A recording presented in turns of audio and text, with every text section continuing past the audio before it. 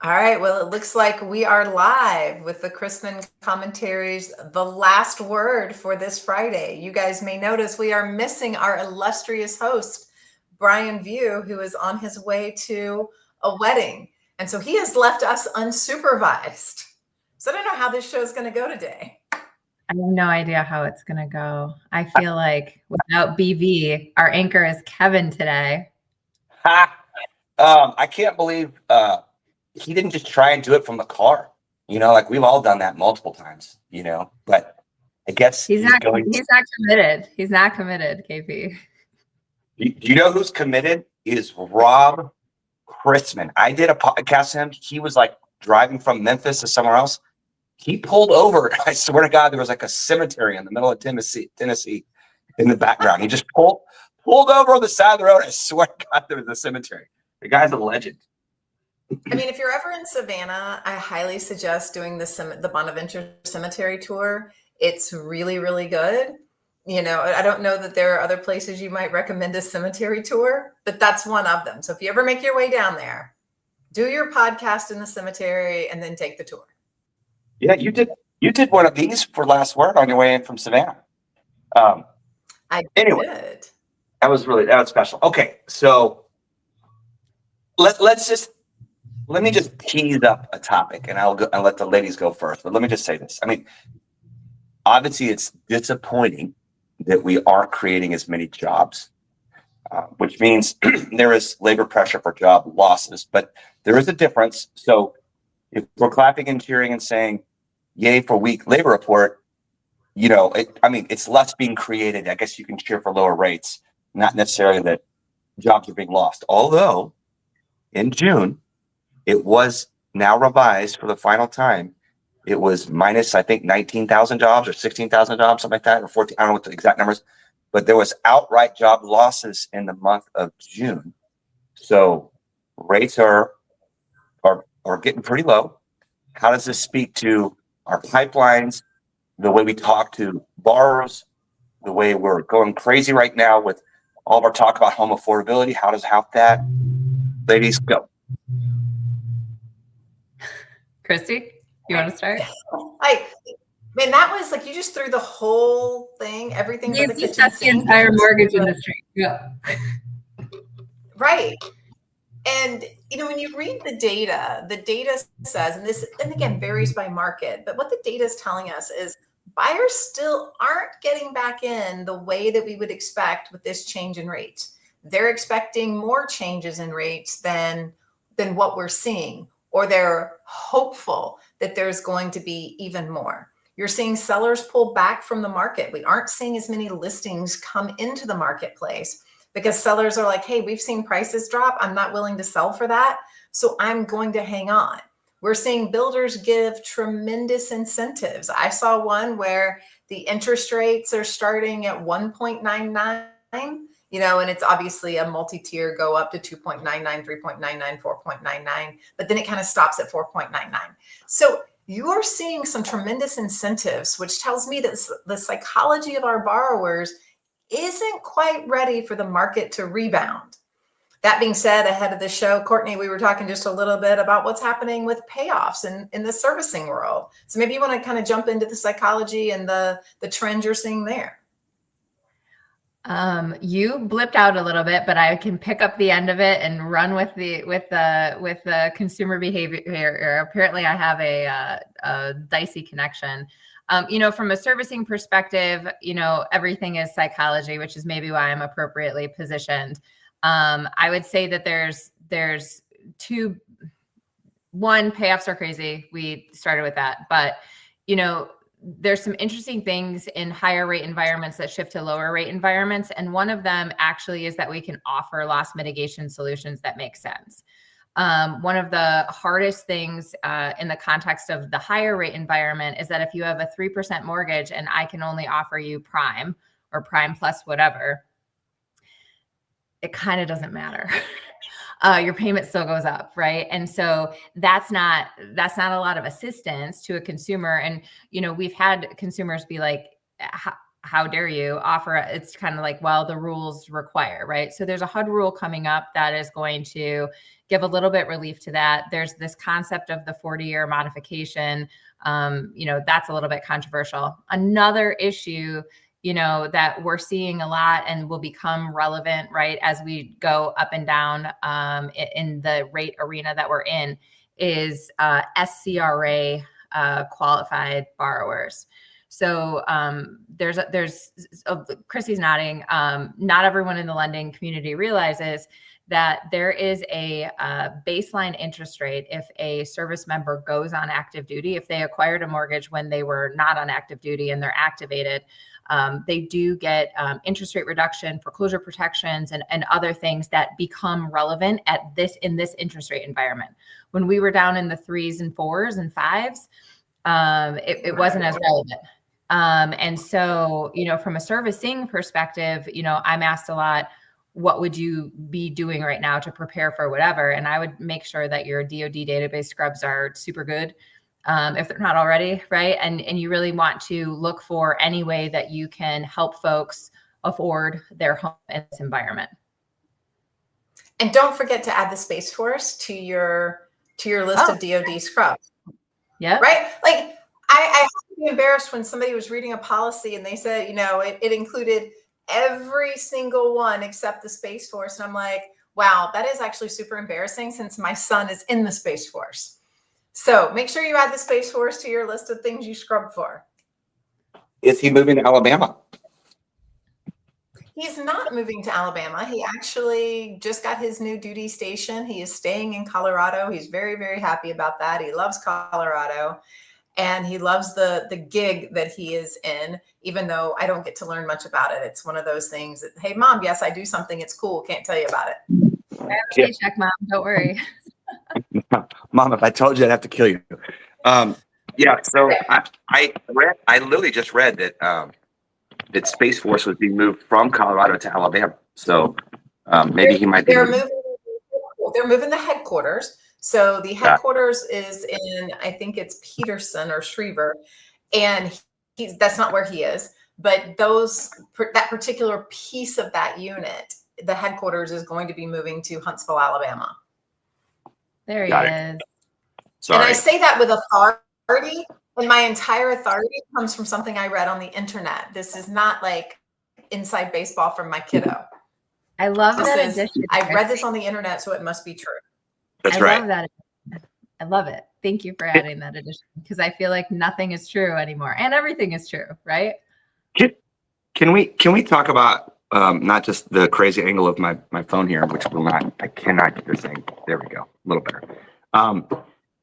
Can we talk about how real-time data matters? We have so many projects between the three of us and our companies that have to do with data-driven analytics and being able to, like, for example, right now, let's just say that you talk to all of your borrowers. If the rate gets to here, we are going to pull the trigger and do refinance. Here's why it makes a benefit to you. We've been talking about it for months, and the data, boom, it hits today when the rates are the lowest they've been in a year or more. And so you get to drive business, right? Can we talk about how the market would have reacted had in June, or at least the first Friday of July, we saw in that month that there was negative job, production in America. The BLS jobs report for the month of June, the first Friday of July, they would have been cutting at the July meeting, right? Or even before that. And so it's a very interesting topic on, how data is gathered. Is the BLS BS? And by the way, next week we have this humongous job revision coming. I don't know if you guys know, on September 9th, it's called the QCEW, where the states come back and give us our data. They are projecting 450,000 or more jobs will be removed from April of 24 through March of 25. I mean, it's crazy to think about how much worse the job situation is out there than what the Fed's data and how they've been talking about, has actually been. I don't know, but you got to take it where you want. So, Katie, I think wouldn't we all like to have perfect data? and it to be perfectly reliable and be at our fingertips in a usable manner when we need it. That's the dream. That doesn't exist, and I don't think it really ever will exist, because you've got humans reporting, you've got systems and processes, you've got timing that has to happen. And when you compile all that together, it means we have an imperfect system that we have to operate from. And I think about credit. I'm going to use this example of credit reports. When you go into a company today or go online and do an application, your credit report comes back pretty much instantaneously, and it's mostly correct. When I started in the business, KP, when you started in the business, we filled out a form, we sent it off, it came back like 3 weeks later, and they had gone in and verified and done all the different things. Systems, processes, the way we look at data changes. When I first got credit reports, they didn't have credit scores on them. You know, today we live and die by credit scores. And now we're talking about whether or not do we need those credit scores. Like, things move and shift. And so the fact that we want to live in this utopian world is great, and we should work towards that. What we have to do is figure out how to live with the data that we get and know that we're going to have imperfect inputs to make the decisions that have to be made in a timely fashion. I mean, I would be remiss not to humble brag in this moment. Do it. Do it. Yeah, thanks. So for the past 2 years, I've been working on incubating a servicing project that has data in the middle instead of a 6-year-old system. That is the difference between CMG Servicing and all of the other servicers. And we moved 80,000 loans to our platform this week. And so that is why I am here in all of my glory. And, you know, the benefit of putting data in the middle and not relying on this 60-year-old technology that the industry continues to offer us as the center point, right, of what we're doing in servicing and origination has the same problems, you know, ends up with these ecosystems where we're jamming the next innovation in. And, you know, Kevin, the good data or the consolidated consumer, like all of these things are like hypothetical, amazing things when your house is built on sand. Right. And everybody's houses were built, you know, intelligently based upon when they were born. Right. But the opportunity that my team had at CMG was, you know, if you could use best available technology today, how would you build a mortgage servicer? And, you know, Chris had the courage to make the investment to not just take the standard issue tech from the Dark Lords or from, you know, Sagen or, you know, the 2 available technologies. And instead, you know, we built a modern data environment, which is going to serve as the platform for all consumer data, right? Because servicing is the longest data relationship we have with this consumer for the rest of, you know, our time at CMG. So we're just going to be able to fertilize this new built in 2024 database to do that. And I think that, you know, I know you guys speak on a lot of panels and you're in a lot of different places. And I think that the topic du jour these days is the AI, right? Like what's going on in the AI and what are the AI strategies? And the tricky, sticky, ooh, I like that. It's a tricky, sticky wicket about the AI in an umbrella context is that, you know, if you put shit in, you're going to get shit out. I don't know if I'm allowed to say shit on this program. Robbie's going to slap your hand. I'll do it myself. Yeah, he's going to put a note in the chat, and then he's going to censor. You'll get a censor bubble. Yeah. And so I think that some of the coolest use cases in AI are when you do have your information organized and programmed where it can be reliable. Can we take humans out of the loop entirely? Absolutely not. But by using modern technology, by using modern business process management, but more so than ever, putting data in the center instead of these old systems, you know, you can really see a platform for how this can evolve when you start in the right place. If you've got an old setup, I think it still can be done, right? But I do think that you have to focus incrementally on where you want to be. And Kevin, to a lot of the points that you made, you kind of have to be in the consumer space, right? Like that's where the sales ultimately are. That is not a super positive comment for all of the servicing people that attend this LinkedIn Live every week. I know there's just hordes and hordes of servicing people just all over the place. But for, you know, sales and making new loans, which is what this business is, right? Those investments in the consumer space are amazing. And if anybody wants to talk to me about these things, I would love to talk about them, to help you help yourself, because they're very long and winding roads and take people with capital and faith to establish. And so it's a good week in CMG servicing. Congratulations. That's a big move. 80,000 loans. Yeah. 1 week. Yeah, it's been a big week, and we still have more to go. I'll send it to you two later. I made a video for Chris after day 1, and my update was nothing exploded. We're good. Like, catastrophe is always what you're worried about, and moving loans and servicing land is never a clean and clear experience. But take the wins as you get them. Yeah, the team rocked it out this week, and they're managing the issues that naturally pop. Apparently, if you need a vacation. Yeah, I needed a little break, so I'm taking a little break with my BFF. Well, if you I know, I was going to say, it looks like you're glowing. New Orleans has a great cemetery there, so. I was going to say, it looks like you're glowing. Your forehead is shiny. The light is right above your head. Right? It's like a halo. It's like a halo. You sound like my child. You've done the Lord's work this week, boarding 80,000 loans in a new data system. Yeah, Monty, my 12-year-old's favorite joke, Kevin, and I'll give it to you because we have this relationship, is that mom has a 5 head, but she has really big brains. So watch out. Oh, that's nice.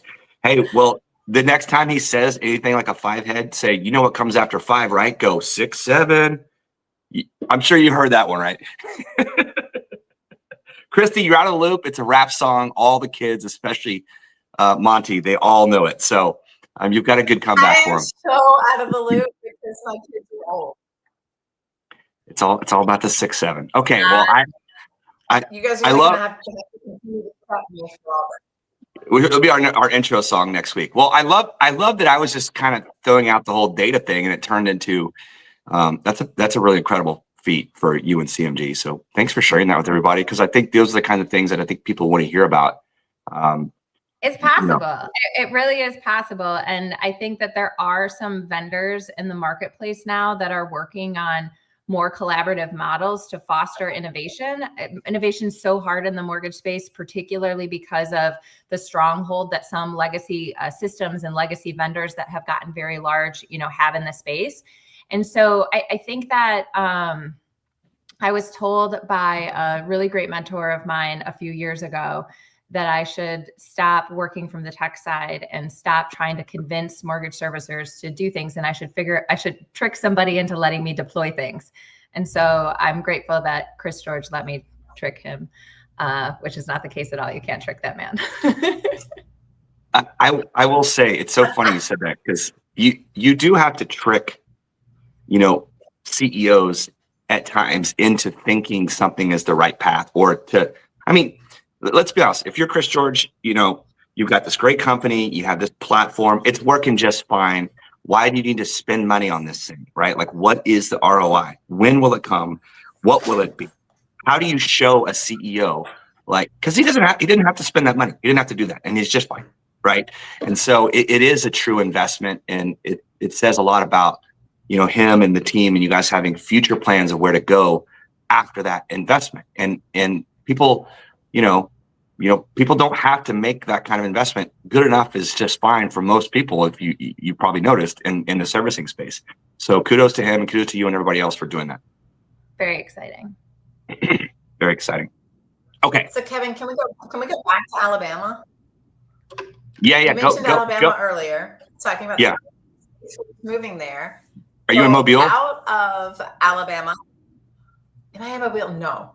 But out of Alabama, there was a bill introduced, and I think it was in the Senate, but it could be the House. I'm just going to make that kind of stuff up at this point. Somebody out of Alabama introduced a bill around mobile homes to try to help with affordable housing, and talking about, the longstanding rule of, does it have to have a chassis? How do states get to regulate this? And what is the impact on affordable housing? So let me just say, I care a little less about whether or not there's a chassis or anything under it and how that impacts it. The thing that interests me about that article was, how are we tackling affordable housing, and how does manufactured housing or off-site built homes, right? So it could still be stick built, just not built on site, but shipped in. How does that play a role? And do we think we need national regulations versus having every state make their own decision about this? Well, I don't know why every state. I know that was kind of a lot of a mouthful. So No, it was a good one. I'm waiting for KP's response. Yeah, I mean, obviously, I'm against every state having to weigh in, which I think is silly. But I mean, the reason why construction is so expensive is because every state, every city, every county, everything, every school, every fire department, everybody. If you ever looked at your tax bill, it doesn't. Yeah. I mean, there's like 20 line items on there, and they all go up, yes. and they never go down, ever. And every little thing wants their piece of the pie, and that's after the house is built. But let's get back to construction. It's expensive everywhere, and every little municipality, every awfully run city council or county or city or state in some cases, they all have to make up for the fact that they suck because they're government employees and they aren't good with money, and everything is more expensive to build. Therefore, an offsite modular home or manufactured home or some kind of new technology and way of building a home to then put it on site. Like, I'm all for that, right? Or else, what is the working class going to do when it comes to putting a roof over their head? There is no housing stock, under a $300,000 home price. I mean, it's like less than 4% or 2.5% across the country for that price point. So I'm all for it. I hate that states have to step in. I would love to see the Fed step in. Those silly guys in DC and girls, they can't even, well, I guess it's really just a guy at this point. They can't, President Trump can't even sign the trigger lead bill. So like, we have a bill that's passed, and by the way, he's not even gonna like make some fanfare about it and do like an Instagram meme and show the whole world. He's just gonna sign it off camera. So I guess they're kind of worried about that. But yeah, they just need to, I agree with you. They need to go nationally on this and put some horsepower behind this, which I think is what you're alluding to with the Emergency Act. We have an affordable crisis emergency. He's going to use the Economic Emergency Act powers that he's using, that's being challenged in court for terrorists, to now say that we have a housing emergency. So maybe he'll push some legislation through for manufactured housing and mobile housing and modular homes. Is that where you're going with that? I don't know that those two things are connected, but I think it's an interesting topic. They could become connected. This bill was separate and introduced by somebody in Alabama. Then you have what you're talking about with, is he gonna say that we have a national housing crisis? And I think if you ask a lot of people, we do. Like, it has been an interesting 5 years that we've had in our industry. It's a big roller coaster. Well, it's funny. I was just going to put a bow on it. It's funny. You said if you ask a lot of people how they feel, we do, but the data supports it. And my old teammate, Mindy Van Soen, she put a funny comment in there that like, everything's clear looking in the rear view, but everyone has known all along that jobs and labor have been softening. And so, you talk about like last November, over 860,000 jobs were wiped off of the jobs reports. Like, we know jobs are weakening. So yes, I agree. It gets more clear, but we all know, like, to your point, Christy, we feel that it's hard to own a home. So go ahead, Courtney. You guys really, there's a lot of setup there. I think that KP's right. I think that anytime something's regulated at the state or municipal level, it just becomes more difficult and about the collection of money. I think KP is half right with regard to government employees. I think that if the government permitted things to get fat and things to get lazy, we have to look at the leadership over time periods and expectations of mediocrity, because you can build high performing teams. It takes more effort. It takes more energy. I can't tell you the number of times my team yelled at me this week and I just had to sit quietly and let them be stressed out about what we were doing. Right. That's a story for another day. I think that maybe an interesting collateral issue to the affordability one is the insurance crisis one. And I say that because I do think that they need to be tackled at scale. Integrated models that are happening in multiple geographies so that we can really see success in these places, because to a certain extent, we need that amount of energy to change these types of problems. And, whether you want to call it climate risk or climate change, that's in conjunction with the insurance one too. And where are there large groups of minds getting together to start rolling that boulder up the hill? Because it's absolutely a boulder. It's there.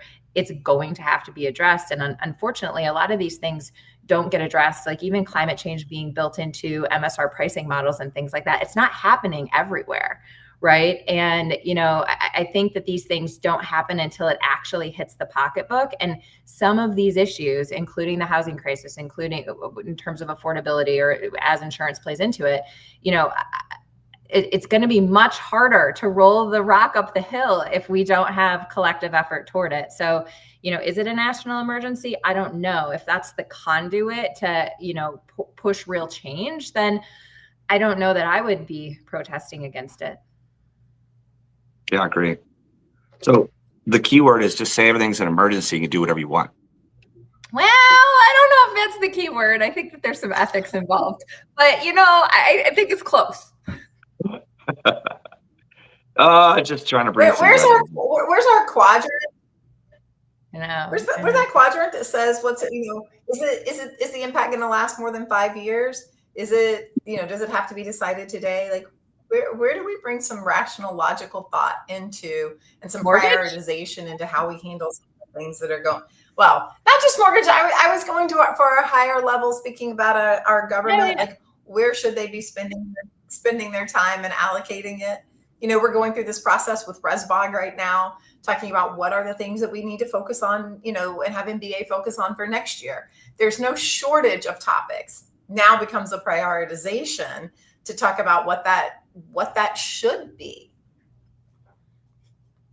Well, and I think collective energy is really important to all of these issues. I don't really want to sit in another room at another conference to listen to the problem about this or the problem about that. Who's going to have some cojones and start suggesting solutions in the context of these things, or groups like ResBog?